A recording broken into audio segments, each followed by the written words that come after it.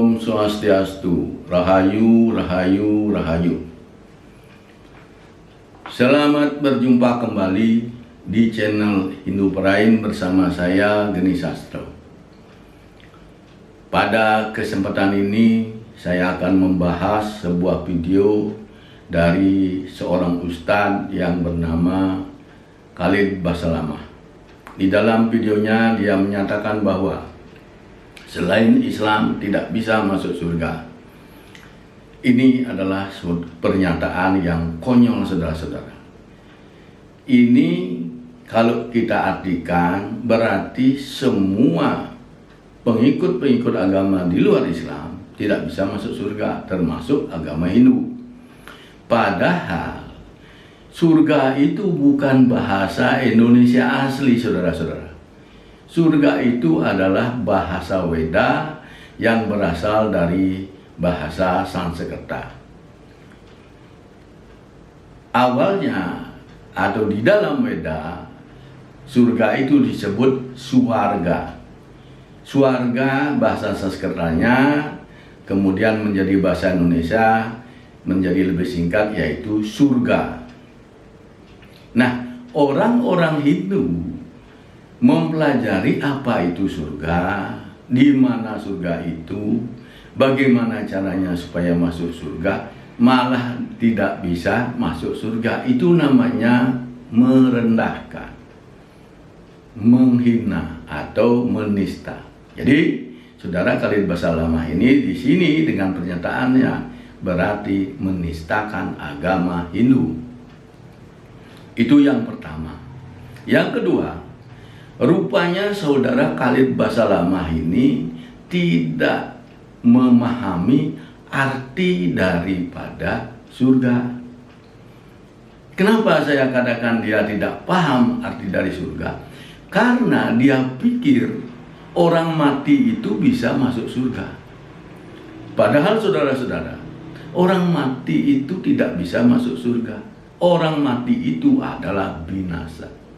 Yang mengatakan orang mati itu binasa adalah Tuhan.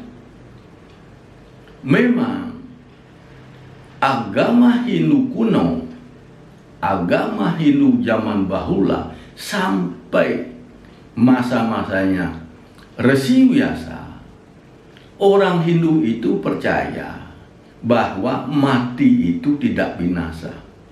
Akan ada perjalanan hidup baru setelah mati. Bagi yang tidak berdosa masuk surga dan bagi yang berdosa masuk neraka. Itu adalah kepercayaan agama Hindu kuno. Tetapi kepercayaan itu ternyata sesat. Yang menyatakan sesat adalah Tuhan. 5.000 tahun yang lalu Tuhan turun ke dunia ini menjelma menjadi seorang manusia bernama Krishna. Beliau turun di kerajaan Mathura. Ketika itu Raja Mathura sedang dipenjara, begitu juga istri dari Raja Mathura yang namanya Dewaki juga dipenjara. Dipenjarakan oleh anaknya sendiri. Anaknya sendiri namanya Kamsa. Kenapa? Karena Kamsa itu tidak tahu mana yang benar dan mana yang salah. Kenapa demikian? Karena Kamsa itu sesungguhnya anak iblis. Demikian saudara-saudara. Nah, di sana dulu Tuhan itu turun menjelma menjadi seorang manusia. Pada saat itu, pada saat beliau turun ke dunia, di dunia ini tidak ada ajaran Dharma. Ajaran Dharma atau yoga. Tidak ada. Apakah waktu itu ada agama? Ya ada. Banyak sekali pendeta-pendeta, resi-resi pada zaman itu banyak sekali. Tetapi resi-resi zaman itu atau pendeta-pendeta zaman itu tidak memiliki Dharma dan tidak tahu ajaran Dharma atau ajaran yoga ini. Makanya karena tidak tahu dan tidak ada yang memiliki Dharma, sehingga Tuhan turun ke dunia ini menjelma menjadi seorang manusia yang ketika itu diberi nama Krishna. Jadi demikian saudara-saudara. Jadi menurut agama Hindu setelah Krishna turun bahwa mati itu adalah binasa. Demikian, tidak ada perjalanan hidup lagi setelah mati. Demikian saudara. Nah, ini akan saya jelaskan semuanya supaya kalian tidak sesat. Siapa Krishna itu? Krishna itu Tuhan, saudara-saudara. Tuhan Krishna itu. Kenapa orang-orang menyebutnya Krishna itu adalah dewa? Orang-orang yang menyebut Krishna itu dewa, sesungguhnya orang-orang itu tidak tahu dharma. Tidak tahu ajaran yoga. Tidak, ajaran yoga itu ajaran dharma. Mereka ini tidak tahu. Tidak tahu dharma. Apa itu dharma, saudara-saudara? Saya jelaskan sekarang, karena orang-orang itu banyak tidak ngerti dharma. Dharma itu adalah benda, saudara-saudara. Benda berupa cahaya yang berasal dari Tuhan yang Maha Esa, itu namanya dharma. Dharma juga disebut dengan istilah api yoga, dan juga bisa disebut dengan istilah api suci. Itu demikian, saudara-saudara. Jadi karena tidak tahu bahwa dharma, tidak tahu dharma, maka mereka sebut dewa. Dewa, saudara-saudara, tidak bisa melihat dharma. Kalau Krishna itu dewa, bagaimana dia mengajarkannya kepada manusia? Karena dewa itu tidak bisa melihat dharma. Yang bisa melihat dharmanya Tuhan. Dan orang yang mampu menerima ajaran yoga ini hanya orang suci. Orang suci itu apa, saudara? Orang suci itu adalah orang yang sudah terbebas dari dosa. Orang bisa terbebas dari dosa jika badan jasmaninya dipenuhi dengan dharma atau api yoga. Bukan suci yang secara dilakukan dengan ritual, tetapi suci karena badannya dipenuhi dengan dharma. Demikian, saudara-saudara. Nah, sekarang saya akan jelaskan semuanya, tetapi supaya jangan dikira saya nanti fitnah, saya tayangkan dulu video dari saudara Khalid Basalamah. Kemudian potongan yang kedua, la tadkhulul jannata hatta tuslimu. Kalian tidak akan masuk surga sampai kalian masuk Islam. Dan ini hadis yang sangat jelas tentang tidak akan masuk surga kecuali jiwa yang muslim. Sebanyak apapun amal yang sudah dikerjakan oleh orang non-muslim tidak akan bermanfaat buat dia untuk masukkan ke dalam surga. Ya, seperti statement yang banyak disebarkan sekarang itu ya. Ya, semua agama kan sama. Apa-apa semua masuk surga. Enak bener. Ya. Enak bener itu. Kita pilih aja agama yang paling ringan. Nah, demikianlah saudara-saudara. Kita sudah saksikan bersama video dari saudara Khalid Basalamah. Dan sekarang saya akan lanjutkan menjelaskan agama yang benar supaya kalian tidak tersesat. Kembali saya jelaskan bahwa mati itu adalah binasa, sehingga mati itu tidak bisa mencapai surga. Jadi orang mati itu binasa, saudara-saudara, dan tidak bisa orang mati itu ke surga. Yang mengatakan demikian adalah Tuhan. Tuhan turun ke dunia ini 5.000 tahun yang lalu, berwujud seperti manusia bernama Krishna. Nah, beliaulah yang mengatakan bahwa mati itu binasa. Krishna turun ke dunia ini membawa ajaran yoga atau ajaran dharma.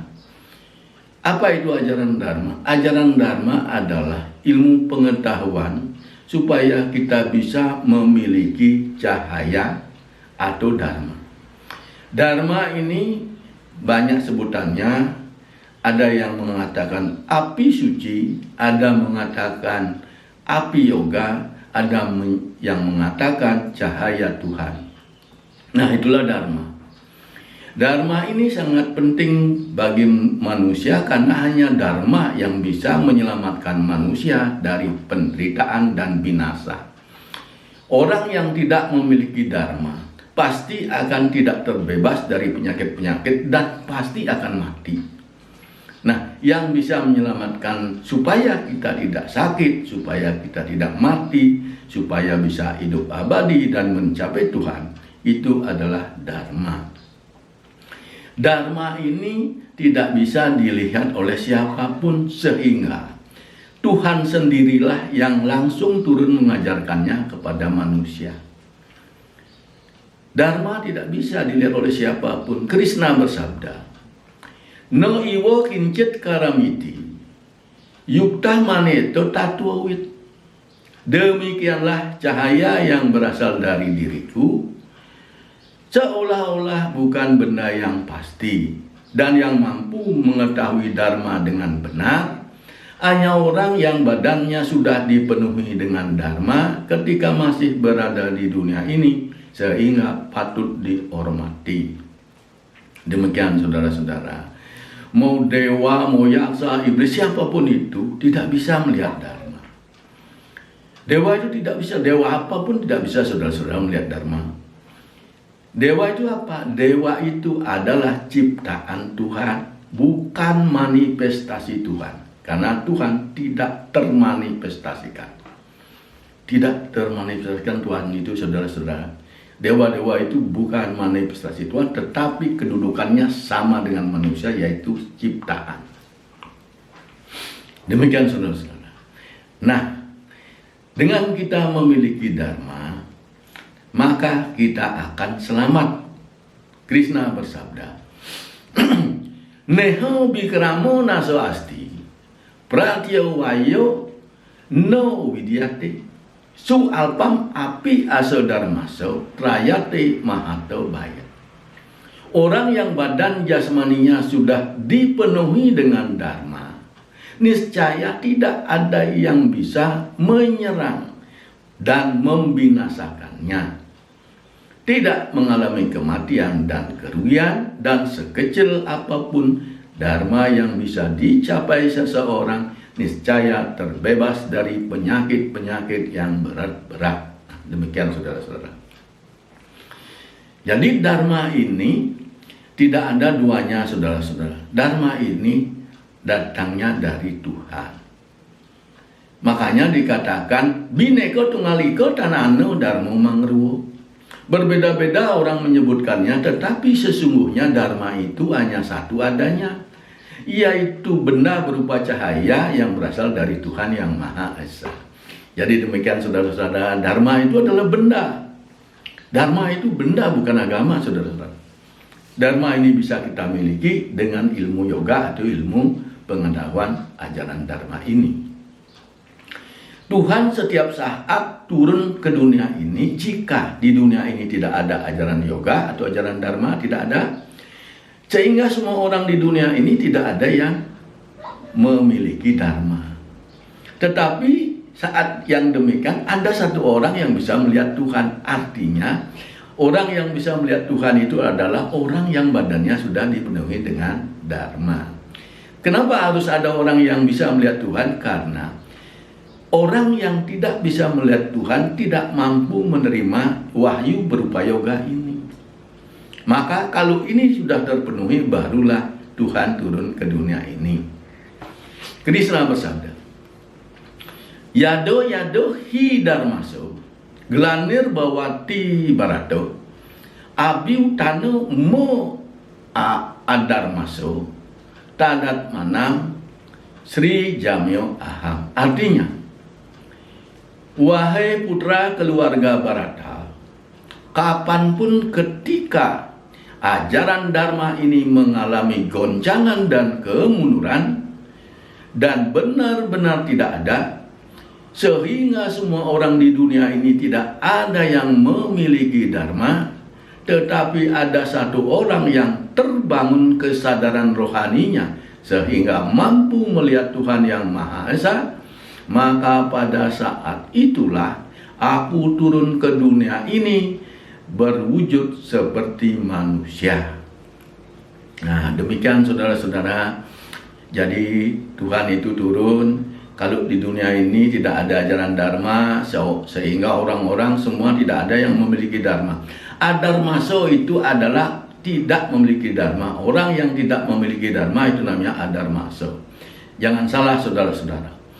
Adarmaso bukan orang yang bertentangan dengan dharma, orang jahat, bukan, itu salah. Adarmaso itu istilah yang mirip dengan kafir. Kalau kafir itu adalah orang yang tidak beriman, tidak memiliki iman. Tetapi kalau adarmaso itu adalah orang yang tidak memiliki dharma. Demikian saudara-saudara.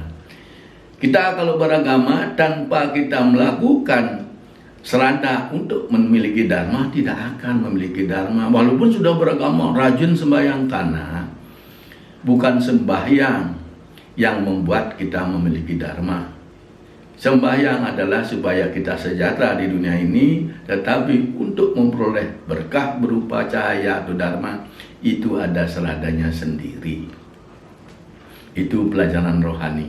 Karena agama itu terdiri dari dua, yaitu tradisi budaya itu yang kita lakukan biasa, dan yang kedua rohani. Rohani ini tidak dipamerkan saudara-saudara, karena ini biasanya memang diajarkan di suatu perguruan atau sampradaya. Sampradaya tidak mengajarkan tentang tradisi sembahyang, budaya, tidak. Khusus sampradaya itu sesungguhnya hanya mengajarkan yoga. Demikian saudara-saudara. Nah, kapan Tuhan turun ke dunia ini? 5.000 tahun yang lalu, Tuhan turun ke dunia ini berwujud manusia bernama Krishna, dan turun di kerajaan Mathura. Ketika itu Raja Mathura sedang dipenjara oleh anaknya sendiri, begitu juga istrinya ada di penjara. Nah, ketika itu Tuhan bersabda kepada Dewaki bahwa Tuhan akan segera turun ke dunia ini berwujud sebagai seorang manusia, supaya Dewaki siap-siap untuk menerimanya dan melaksanakan perintah yang harus dilaksanakan. Nah, demikian tiba-tiba di samping Dewaki ada seorang bayi yang sudah lengkap dengan pakaiannya, aksesorisnya, sudah ada kalungnya, sudah ada anting, sudah ada gelang. Nah, beliau lahir tanpa melalui hamil dan tanpa melalui persalinan. Beliau langsung ada di dunia ini tanpa proses kelahiran. Demikian saudara-saudara. Nah, kenapa Krishna itu turun ke dunia 5.000 tahun yang lalu? Apakah pada saat itu tidak ada ajaran yoga? Ya, memang pada saat itu ajaran yoga atau ajaran dharma sudah tidak ada, dan semua orang saat itu tidak memiliki dharma. Apakah tidak ada agama saat itu? Ada saudara-saudara, ada agama Hindu. Banyak pendeta, banyak resi, bahkan saat itu juga ada resi Vyasa. Tetapi semua orang-orang saat itu termasuk resi Vyasa tidak tahu ajaran yoga atau ajaran dharma, sehingga beliau tidak memiliki dharma. Demikian saudara-saudara. Ini fakta saudara-saudara. Nah, terus siapa yang mampu menerima ajaran yoga ini? Yang mampu menerima adalah Arjuna. Kenapa dia? Karena Arjuna badannya sudah dipenuhi dengan cahaya, dan dia sudah menjadi orang suci dan memiliki kualifikasi untuk menerima wahyu ini. Kapan Arjuna itu badannya dipenuhi dengan cahaya? Yaitu ketika Perang Mahabharata akan segera dimulai. Arjuna sebagai seorang kesatria tangguh meminta kepada Krishna supaya kereta perangnya dibawa persis di depan lawan-lawannya, supaya dia bisa melihat siapa-siapa yang akan dilawan di dalam perang nanti. Nah, sesuai permintaan Arjuna, Krishna membawa keretanya ke sana. Tetapi begitu sampai di tempat yang dituju, Arjuna terkaget-kaget dan bingung. Karena ternyata orang-orang yang akan dilawannya atau diserangnya nanti di dalam peperangan adalah saudara-saudaranya sendiri, sepupunya, paman-pamannya. Di sana juga ada gurunya sendiri dan juga bahkan ada kakeknya, coba. Nah, melihat hal itu, siapapun termasuk saya, kalau melihat kita ingin berperang dengan saudara kita, masa kita lanjutkan? Maka Arjuna merasa menjadi orang yang berdosa hanya karena ingin memiliki kerajaan, hanya karena ingin harta benda, tega merencanakan untuk membunuh kakek sendiri, saudara-saudara sendiri, guru sendiri. Nah, oleh karena itu Arjuna mengundurkan diri dari perang, senjatanya diletakkannya di keretanya, dan dia turun dari keretanya duduk di tanah. Kenapa dia duduk di tanah, tidak keluar dari medan perang? Karena pada saat itu Arjuna sudah tidak memiliki keinginan apapun.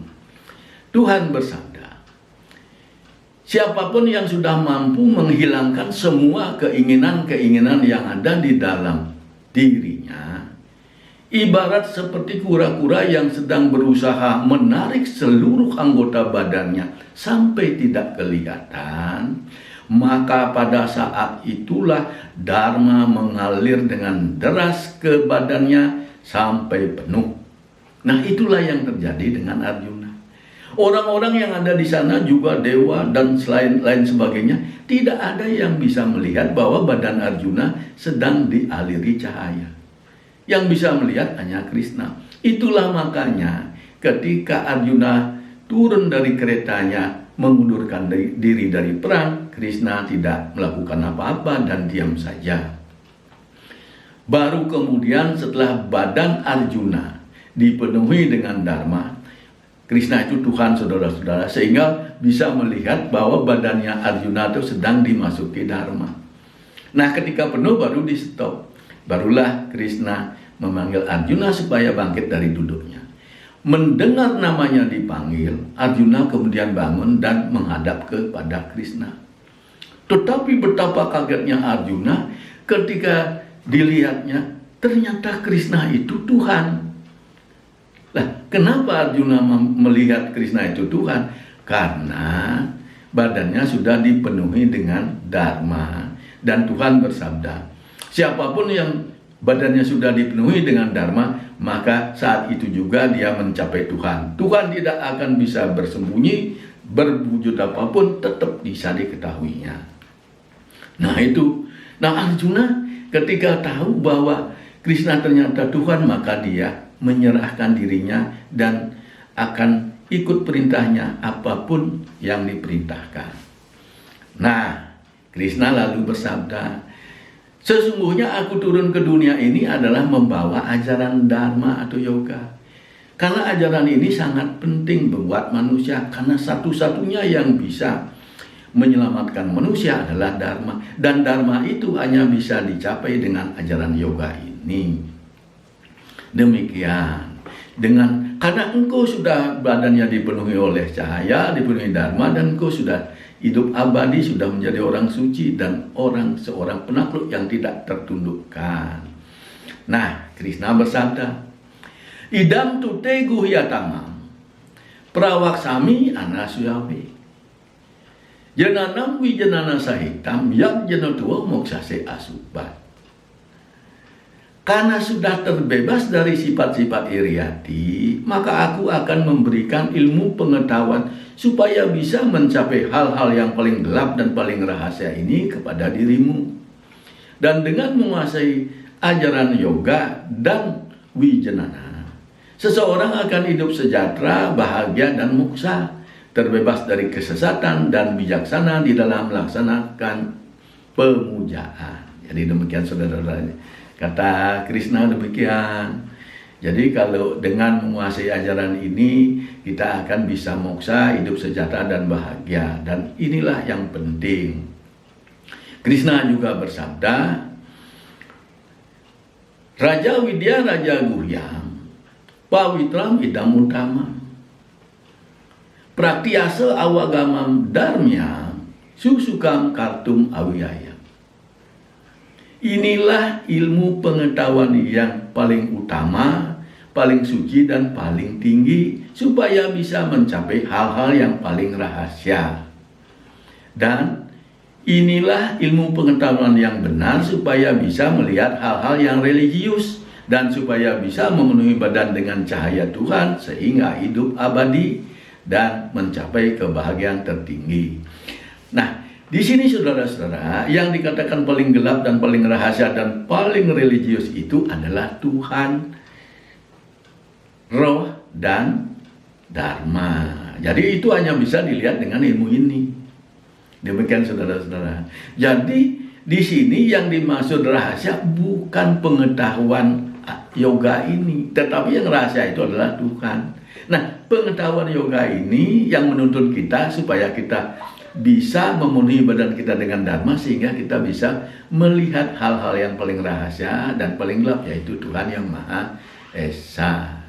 Demikian saudara-saudara. Nah, Krishna kemudian melanjutkan. Nah, Krishna bersabda bahwa ajaran yoga ini sesungguhnya bukan hal baru, karena dahulu kala sudah pernah diberikan kepada seseorang, tetapi dengan adanya perubahan zaman dan perjalanan waktu yang sangat panjang, ajaran yoga ini kemudian menghilang, dan ajaran yoga yang sama pada saat ini akan diberikan kepada Arjuna, karena Arjuna sudah memperoleh berkah berupa cahaya, sehingga dia langsung menjadi murid dan teman Tuhan. Demikian saudara-saudara. Ini kata Krishna. Imam Wiwaswata Yogam Proktawan Aham Awyayam Wiwaswan Manawe Praho Manu Ri Ikswa Kawe Abrawit. Artinya, aku yang maha abadi sudah pernah memberikan ajaran yoga untuk mencapai Tuhan yang Maha Esa kepada Wiwaswan. Kemudian Wiwaswan sebagai seorang manusia laki-laki yang sungguh-sungguh sudah mencapai kesempurnaan, memberikan ajaran suci ini kepada orang yang bernama Ikswakawe. Nah, demikian saudara-saudara. Tuhan atau Krishna, kenapa dia mengatakan aku yang maha abadi, aham avyayam. Jadi di sini bukan ajaran yoga yang abadi yang tidak termusnahkan. Salah kalian. Kalian itu salah. Aham avyayam, aku yang maha abadi. Nah, diberikan kepada Wiwaswan. Wiwaswan itu memang dewa matahari, tetapi Wiwaswan yang dimaksud oleh Krishna adalah manusia yang sudah sungguh-sungguh mencapai kesempurnaan. Artinya badannya sudah dipenuhi oleh dharma, sama dengan Arjuna saat ini. Demikian saudara-saudara. Jadi Wiwaswan itu manusia. Memang tidak boleh namanya Wiwaswan. Di Bali banyak namanya Wisnu. Emang dia dewa? Bukan. Nah, demikian maksudnya saudara-saudara. Krishna juga melanjutkan. Ewam param paropraptam imam rajar sayuwiduh. Kalau neho ma'ado yogatno seta parantapo. Nah, ini artinya begini saudara-saudara. Demikianlah ajaran yoga yang suci ini disebarluaskan melalui garis keturunan para raja yang sudah tidak bisa dibunuh dan sudah berhasil mencapai Tuhan yang Maha Esa. Dan dengan adanya perubahan zaman dan perjalanan waktu yang sangat panjang, wahai Parantapo, ajaran yoga ini kemudian menghilang. Nah, demikian. Jadi disebarluaskan melalui garis keturunan para raja, bukan para resi, bukan. Raja Sayo itu adalah para raja yang sudah tidak bisa dibunuh. Imam itu artinya mencapai Tuhan, mencapai, mam itu adalah Tuhan yang Maha Esa. Demikian saudara. Nah, Krishna juga melanjutkan. Dengan ada perjalanan waktu yang panjang, kan hilang yoga ini, dan sekarang diberikan kepada Arjuna. Sri Krishna bersabda, so ewayam mayote adyo yoga prokta purotana bakto asi me sakoceti rahasyam hi etan utama. Artinya, ajaran yoga yang sudah pernah dulu aku berikan kepada seseorang, pada saat ini ajaran yoga yang sama juga akan aku berikan kepada dirimu. Karena engkau sudah memperoleh berkah berupa cahaya, sehingga mulai saat ini engkau sudah menjadi murid Tuhan dan sekaligus menjadi teman Tuhan. Dengan demikian, engkau pasti mampu menguasai rahasia dari ajaran yang paling utama ini. Nah, demikian saudara-saudara.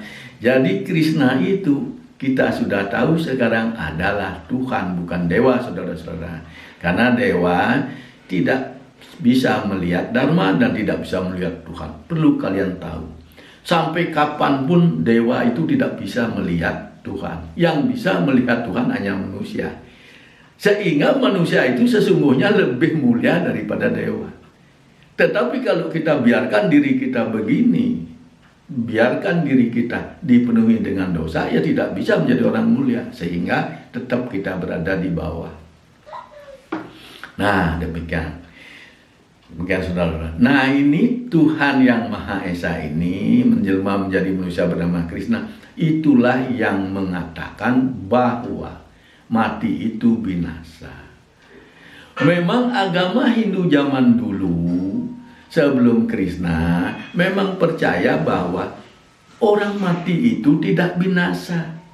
Nanti akan ada perjalanan hidup baru setelah mati, ada yang ke surga dan ada yang ke neraka. Bagi yang bebas dosa ke surga, bagi yang berdosa ke neraka. Itu kepercayaan agama Hindu zaman dulu, saudara-saudara. Nah, ternyata itu sesat, kata Krishna. Krishna bersabda, no asatah widyate bawo, no abawo widyate satah, ubayor api drestontas, tu anayos tato darsipi. Artinya, semua orang di dunia ini percaya bahwa setiap orang yang lahir di dunia ini pasti akan mati. Dan semua orang juga percaya bahwa mati tidak binasa. Tetapi kedua pendapat tersebut berasal dari orang yang pengetahuannya terbatas. Tetapi sebaliknya orang mati itu adalah orang yang mendapat hukuman karena badannya masih dipenuhi dengan sifat-sifat buruk. Dan orang-orang suci mampu mengetahui bahwa mati adalah sesuatu yang sangat menakutkan karena mati itu adalah binasa. Jadi demikian saudara-saudara, mati itu binasa. Jangan berhayal nanti kalau kita mati kita jalan ke surga, apalagi moksa, jauh panggang dari api. Maka kalian harus bisa memilah-milah agama Hindu ini perjalanannya bagaimana. Jangan ngikut-ngikut orang yang tidak tahu agama dengan benar. Nah, kalau Anda ingin mencapai Tuhan, ikuti ini. Kalau tidak, ya silahkan aja ikut takdir. Nanti kalau Anda atau kalian itu sakit, tidak bebas dari sakit dan tidak bebas dari mati, silahkan saja. Itu bisa. Itu adalah pilihan.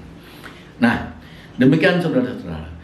Sekarang kita sudah tahu bahwa mati itu binasa. Lah, terus rohnya bagaimana?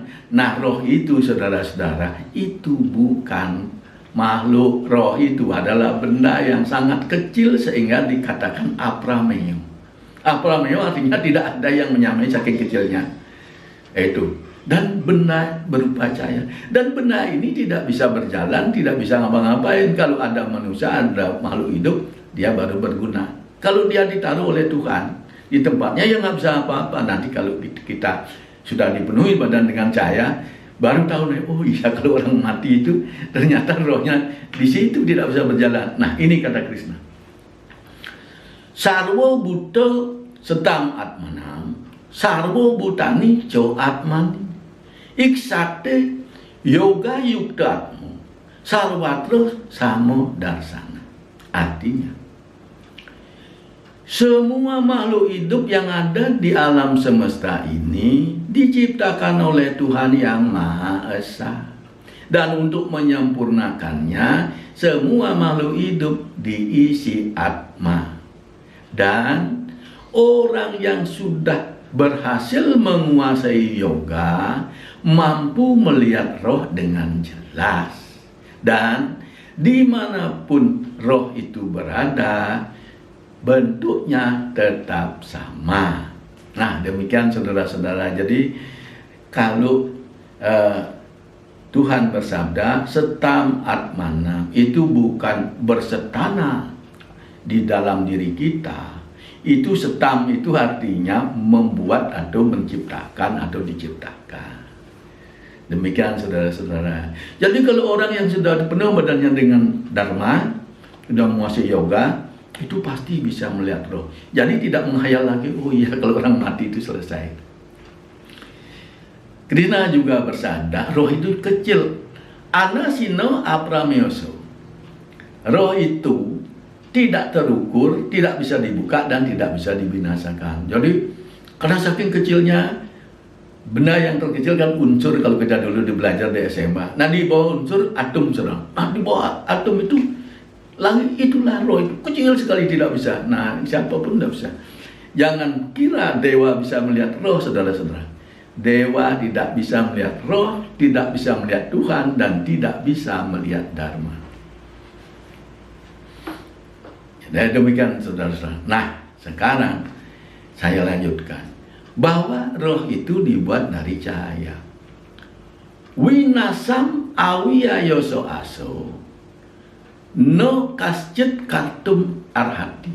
Artinya, roh itu dibuat dari cahaya dan memiliki manfaat yang sangat tinggi, tidak terpikirkan, dan siapapun tidak bisa membuka, merubah, dan membinasakannya.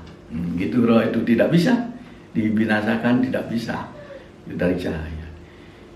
Krishna juga bersabda, Acadeyo ayah modayo, ayamo kledio asosyo ewoco, nitya sarwo gata setanu racaluyam sanatana. Artinya roh itu berupa benda yang transparan, yang patut dipuji, tidak bisa dibakar, tidak bisa dibasahi, tidak bisa dikeringkan, dan sangat berguna bagi semua makhluk hidup. Dan roh itu tidak bisa bergerak, ibarat sebatang pohon tanpa cabang. Selamanya tetap ada, kekal dan bercahaya, tidak bisa dilepaskan, tidak bisa digerakkan, tidak bisa berjalan, dan tidak bisa berpergian. Nah, demikian lengkap saudara-saudara. Jadi kalian sekarang sudah tahu roh itu demikian adanya, jangan kalian berhayal lagi. Ini yang menyatakan Tuhan. Ya. Nah, demikian. Nah, sekarang kalian bertanya, kalau itu siapa yang bisa ke surga? Yang bisa ke surga itu adalah orang hidup. Menurut agama Hindu zaman dulu, semua orang yang lahir di dunia pasti mati, karena memiliki badan pasti mati. Nggak ada yang nggak mati. Tetapi itu ternyata kepercayaan yang sesat. Kata Krishna itu salah. Tidak semua orang yang lahir ini pasti mati. Bagi orang-orang yang mampu memiliki dharma, memperoleh cahaya berupa dharma dari Tuhan, maka dia akan hidup abadi dan bisa mencapai Tuhan. Krishna bersabda, no tu ewaham jatu nasam, no tuam no ime jano dipa, no co iwo no bawisama, sarwo wayam atah param. Artinya, di saat kapanpun aku tidak pernah binasa, engkau juga tidak akan binasa, dan tidak semua orang yang lahir di dunia ini binasa, dan juga tidak akan terjadi di masa-masa yang akan datang. Dan semua orang yang melakukan pengekangan, jika berhasil mencapai rohani tertinggi, niscaya menjelma menjadi seorang sanyasin. Nah, demikian saudara-saudara. Kenapa Krishna tidak mati? Karena Krishna itu Tuhan. Kenapa di dalam kitab Wiracarita Mahabharata dikatakan Krishna itu mati? Karena orang yang menulis itu tidak tahu ajaran Dharma dan tidak tahu Dharma. Itu. Nah, Mahabharata itu benar-benar terjadi saudara-saudara, tetapi diceritakan dari mulut ke mulut. Nah, begitu manusia ini mengenal huruf, bisa menulis, maka barulah kemudian ditulis, dibuat sebuah buku. Nah, karena dia tidak mengerti Dharma, akhirnya banyaklah pikirannya sendiri yang dipakai di sana, juga banyak dongeng. Banyak dongeng. Makanya kalau kalian kan aneh, yang dikatakan orang suci kan Yudhistira. Tidak, saudara-saudara, Yudhistira orang biasa. Orang suci itu Arjuna. Nah, itulah. Kalau orang sudah tidak mengerti Dharma, bagaimana dia bisa berpikir ke situ? Nggak bisa, saudara-saudara. Nah, kenapa Arjuna juga tidak mati? Karena dia badannya sudah dipenuhi dengan Dharma. Kenapa tidak jadi semua orang yang lahir di dunia ini pasti mati? Tapi itu tidak. Jana Dipa itu adalah makhluk yang dilahirkan ke dunia ini yang hidup berpasang-pasangan dan memiliki pikiran, itu namanya Jana Dipa. Jadi Jana Dipa itu dia semua mati. Bagi orang yang mampu memperoleh cahaya di penuh badannya, itu menjadi orang sanyasin. Demikian saudara-saudara. Jadi enak sekali sebenarnya kalau kita bisa mengetahui ajaran Dharma ini. Kita bisa selamat, kita bisa terbebas dari penderitaan. Demikian saudara-saudara. Nah, ini sudah jelas bahwa Krishna itu adalah Tuhan dan mengajarkan bahwa orang mati itu binasa, saudara-saudara. Jangan berhayal lagi ya. Orang mati itu binasa, sudah tidak bisa ke mana-mana. Tetapi orang yang bisa mencapai surga itu adalah orang hidup. Nanti Arjuna, Tuhan, dan juga Jana Dipa itu orang-orang yang lahir ke bumi ini, yang bisa dia melakukan pengagungan dan dia berhasil mencapai rohani tertinggi, dia akan menjadi orang sanyasin, orang hidup abadi dan moksa. Demikian saudara-saudara. Jadi jangan sampai kalian ini bingung dan kalian akhirnya mengarang-arang. Nah, saya lanjutkan. Nah, siapa yang bisa ke surga? Yang bisa surga itu seperti saya katakan tadi, yaitu orang yang badannya sudah dipenuhi Dharma. Krishna bersabda, Harto wa prasapsi swargam, jitwa wa boksase mahim. Artinya, orang yang badan jasmaninya sudah dipenuhi cahaya ketika masih berada di dunia ini, niscaya menjelma menjadi seorang penakluk, tidak bisa dibunuh dan pasti mencapai surga. Nah, demikian saudara-saudara. Orang-orang yang sudah dipenuhi badannya dengan cahaya itu pasti mencapai surga. Kalau orang mati binasa. Krishna juga bersabda, Ewam budeh parang buduo, sam setam biat mano mo atmano. Artinya, ketahuilah bahwa jika sudah berhasil damai dan mencapai rohani tertinggi, niscaya seseorang sungguh-sungguh sudah mencapai Tuhan yang Maha Esa. Jahi satrum mahobau, kamu rupam durosada.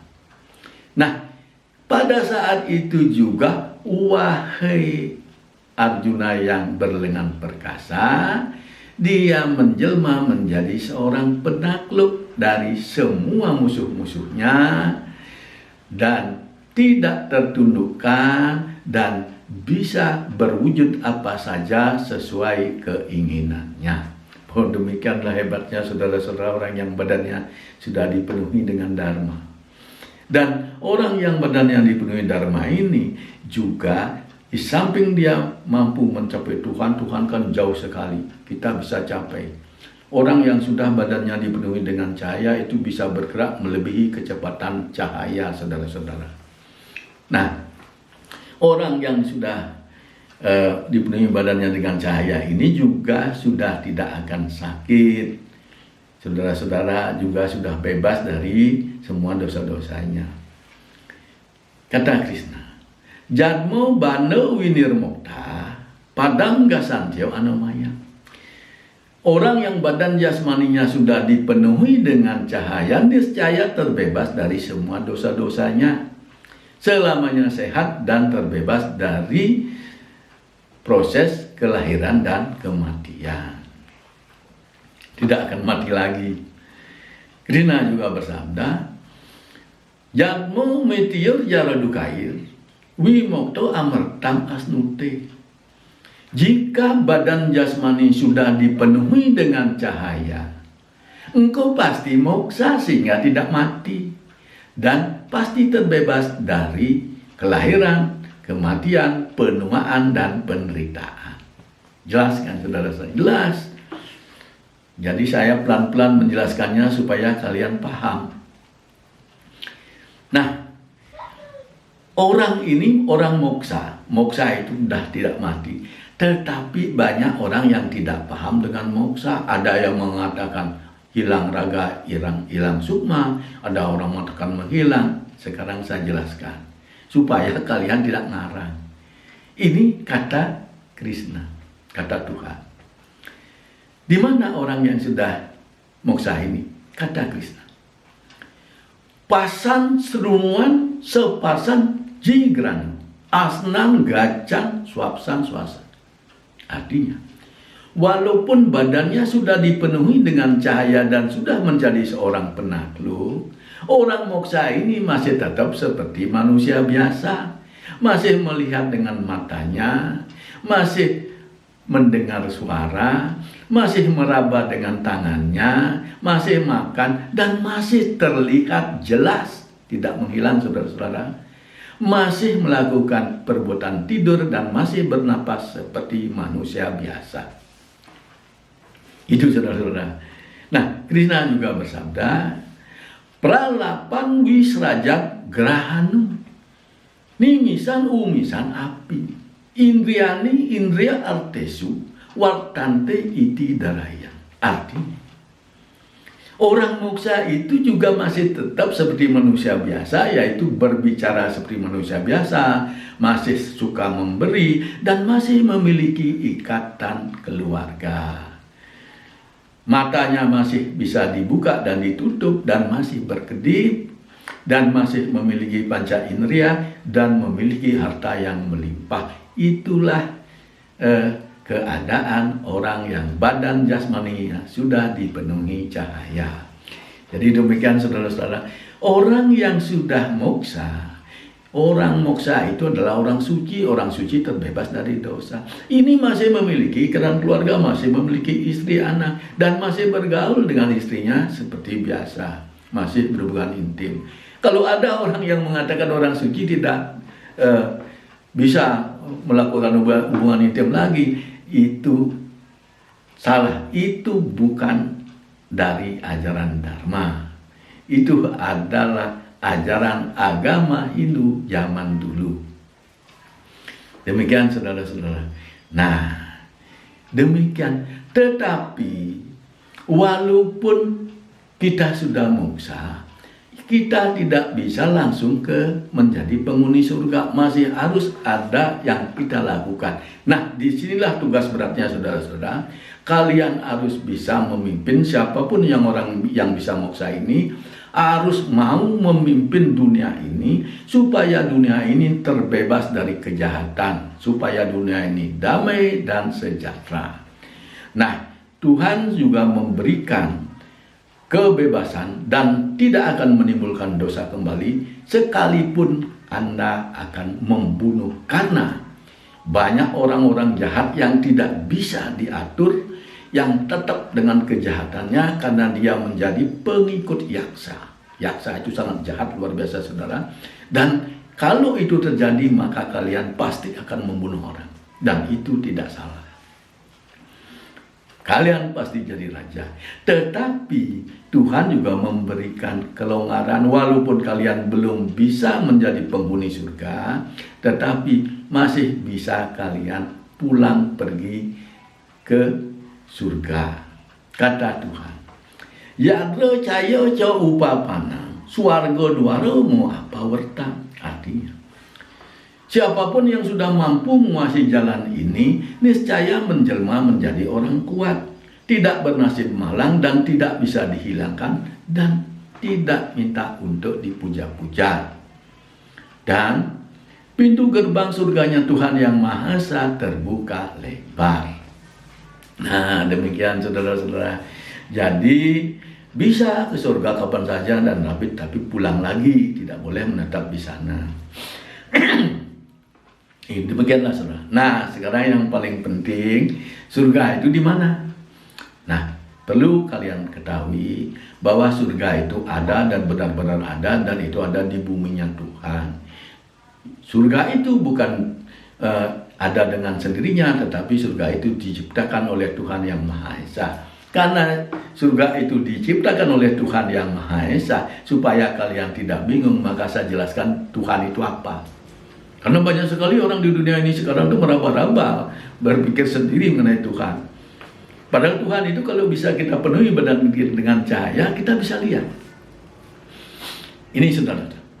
Menurut agama Hindu zaman dulu, Tuhan itu tidak dilahirkan dan tidak berwujud. Tetapi menurut Krishna, Tuhan itu walaupun tidak dilahirkan, tetapi beliau berwujud. Kenapa bisa terjadi demikian? Tidak lahir kok berwujud. Ini penjelasannya. Dahulu kala ketika di dunia, di alam semesta ini tidak ada apa-apa. Tidak ada apa-apa, tidak ada Tuhan, tidak ada dewa, tidak ada manusia. Apapun tidak ada, bumi tidak ada, saudara-saudara. Nah, ketika itu yang ada cuma energi yang luar biasa besarnya dan zat alam. Nah, isinya alam semesta dulu hanya zat alam dan energi.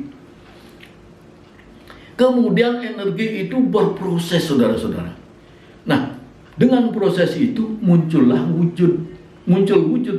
Wujud ini luar biasa hebatnya, saudara-saudara. Maha tahu, Maha pencipta, Maha pemelihara, dan Maha pelebur. Inilah yang disebut Tuhan. Jadi Tuhan itu berwujud, saudara-saudara. Kalau tidak berwujud, ngapain bisa ngatur-ngatur? Wujud aja nggak punya kok ngatur-ngatur. Nah, ini berwujud, saudara. Nah, kalau begitu, sudah apa wujud Tuhan itu? Krishna bersabda, Purusah separa parto, Bhaktio labio astu noniai. Artinya, wahai putra Partha, wujud Tuhan yang maha mulia dan maha bercahaya adalah sama dengan wujud seorang manusia laki-laki pada umumnya, dan hanya bisa dicapai oleh pengikut Tuhan yang badannya sudah dipenuhi cahaya sehingga tidak bisa binasa. Nah, itu wujudnya, saudara. Wujudnya itu seperti manusia laki-laki.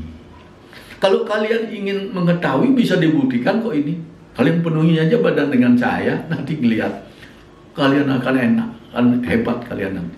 Nah, karena Tuhan itu sudah memiliki wujud, maka beliau perlu tempat istirahat, tempat tidur, perlu istana. Maka beliau, karena saking hebatnya, saudara-saudara, langsung membuat bumi.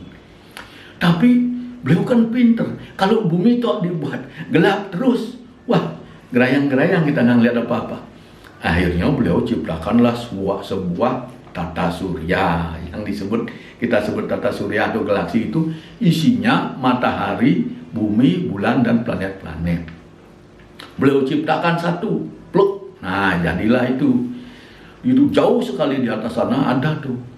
Namanya tata surya atau galaksinya Tuhan Yang Maha Esa.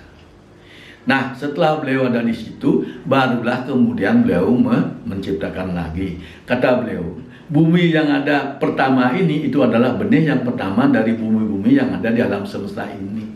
Kata Tuhan begitu. Nah, ciprakan lalu banyak sekali di bawahnya ciprakan. Waduh, kata Tuhan, itu berjejer indah ibarat seperti untaian mutiara. Wah, berkedip.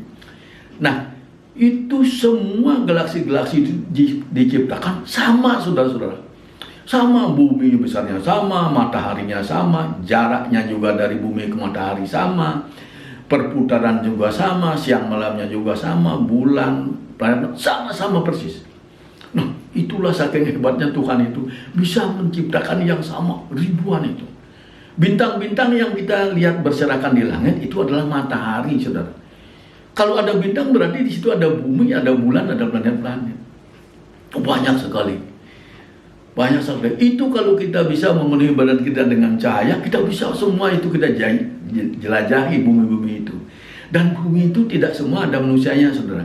Di bumi kita ini, di Bima Sakti ini, kita ada manusia. Di bumi-bumi lainnya, lain lagi kata Tuhan ya, makhluk-makhluknya. Tapi nanti kalianlah setelah kalian sudah bisa memenuhi badan dengan Dharma, kalian nanti ke sana, biar kalian tidak usah dijelasin.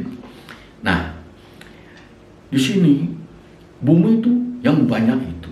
Kalau manusia mengatakan terjadi bumi ini karena Big Bang, ledakan besar. Kalau ledakan besar, saudara-saudara, bumi-bumi dan galaksi-galaksi yang banyak itu kan tidak jelas bentuknya. Ada yang penyok, ada yang gimana, itu semua bundar. Dan gedenya sama, tata kerjanya sama. Kenapa? Karena diciptakan sengaja oleh Tuhan, bukan karena ledakan, saudara-saudara. Nah, demikianlah saudara-saudara. Jadi kita ini masih berabad-abad, padahal Tuhan sudah memberikan. Kalau kamu ingin tahu ya silakan nih, penuhi badan dengan Dharma. Kan demikian. Nah, Krishna bersabda. Nah, jadi sebelum saya lupa bahwa Tuhan itu selain berwujud, saudara, itu Maha Tunggal, saudara. Eka Aksaram. Artinya Maha Tunggal dan Maha Abadi. Tidak termanifestasikan.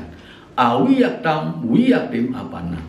Tuhan itu berwujud, tidak minta disembah-sembah, selamanya tetap ada dan tidak termanifestasikan. Jadi tidak ada. Dewa itu bukan manifestasi Tuhan. Jangan ngarang-ngarang. Jadi kita ikuti ajaran yang benar. Karena ada dua, Hindu itu ada dua. Hindu sebelum Krishna turun dan Hindu setelah Krishna turun. Nah, Krishna bersabda, paras tasmat tu bawa aneh.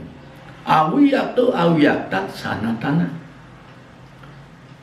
Yahsa sarwesu butesu nasatsu no winasati. Artinya, di sisi lain dan jauh di luar sana ada bumi lain yang kekal dan bercahaya tetapi tidak terlihat. Nah, itulah bumi benih yang pertama dari bumi-bumi yang ada di alam semesta ini. Dan ketika terjadi pembinasaan, semua bumi dan semua makhluk hidup yang ada di alam ini dibinasakan, niscaya bumi yang kekal dan bercahaya itu tidak ikut binasa. Demikian saudara-saudara. Nah, Tuhan juga bersabda, Mayo tatam idam sarwa jagat awiyatu murtina mat setani sarwo butani no caham swawo setita. Artinya, nah, di sanalah aku berada di sebuah dataran di bumi yang sungguh-sungguh berwujud tetapi tidak terlihat jelas karena sengaja bumi tersebut disamarkan. Dan semua orang yang lahir di dunia ini memiliki kesempatan yang sama menjadi penghuni surga di bumiku ini. Dan aku bersama orang-orang yang sudah menjadi penghuni surga tidak akan mengalami mati dan selamanya tetap ada. Nah, gitu kata Tuhan, saudara-saudara. Dan di buminya Tuhan ini, saudara-saudara, jangan berpikir, kok panas, jangan dekat matahari, nanti mati karena panas. Tuhan bersabda, no tat baso yate surya, no sasamku no pawaka, Di surga Tuhan yang Maha Esa ini tidak ada orang mati karena panasnya matahari. Tidak ada angin puyuh dan tidak ada orang yang merasa ketakutan. Demikian saudara-saudara, enak di sana, aman. Nah, di surganya Tuhan itu saudara-saudara,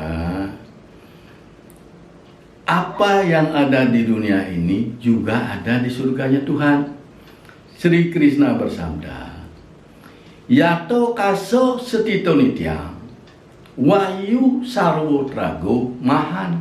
Artinya, semua yang ada di dunia ini juga ada di surganya Tuhan yang Maha Esa, termasuk berbagai macam rumput-rumputan, berbagai macam pohon-pohonan juga ada.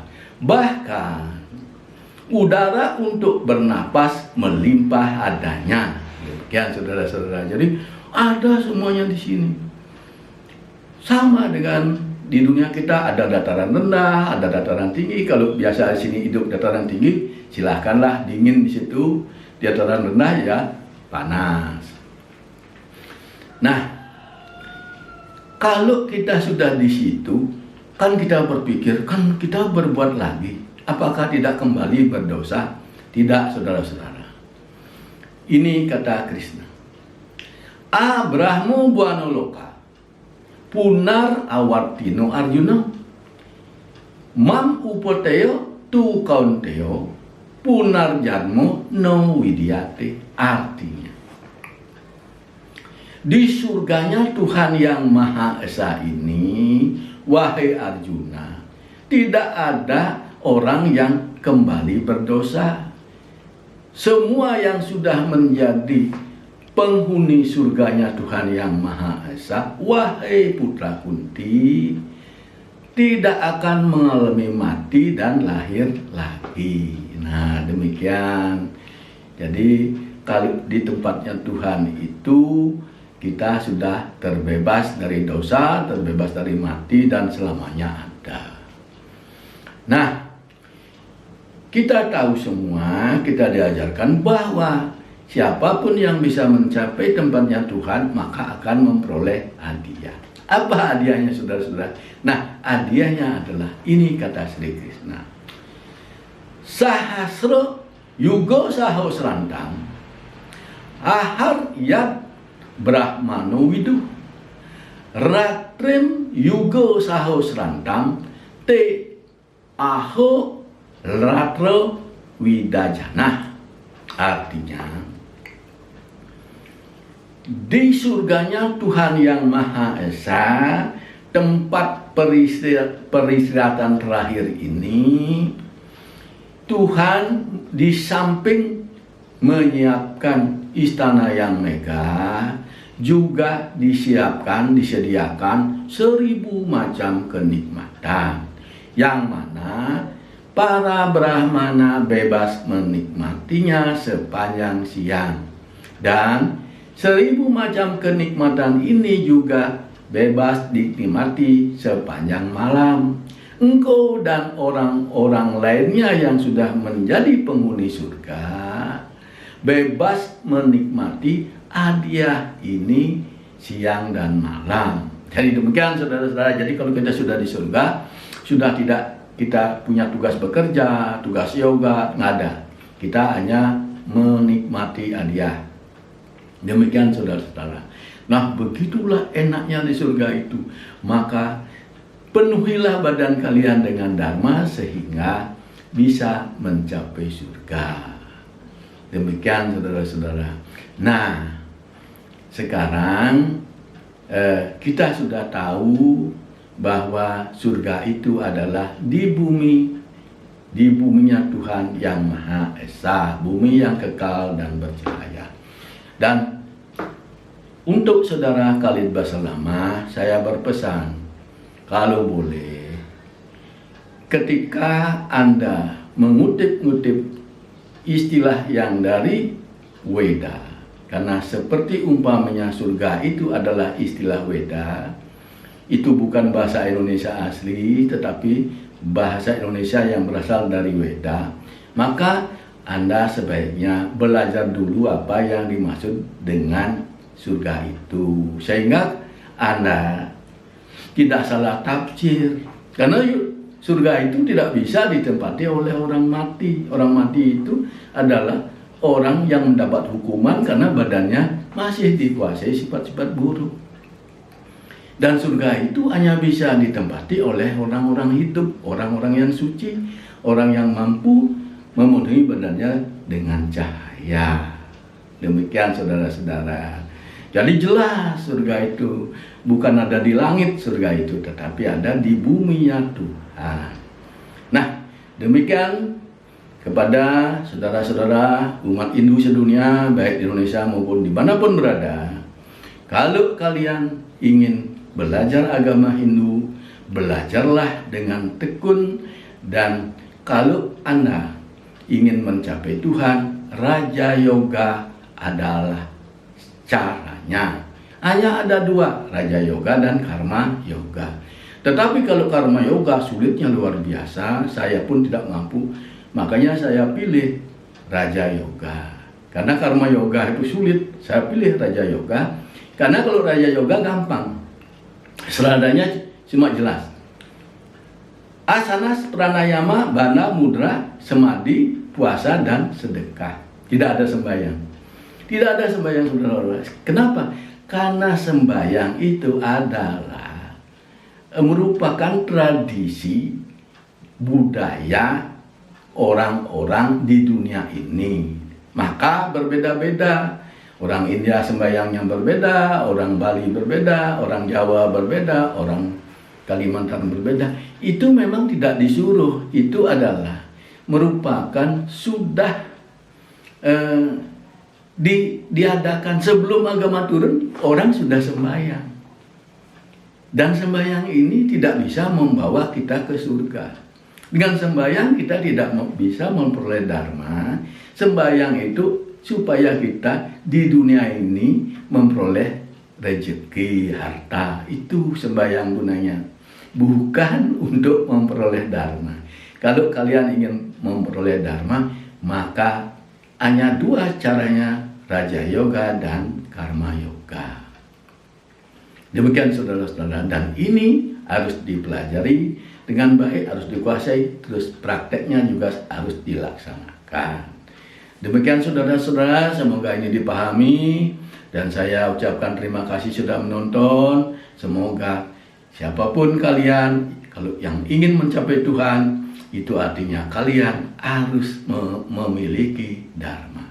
Terima kasih saudara-saudara, saya tutup dengan Pramosanti. Om Santi Santi Santi Om.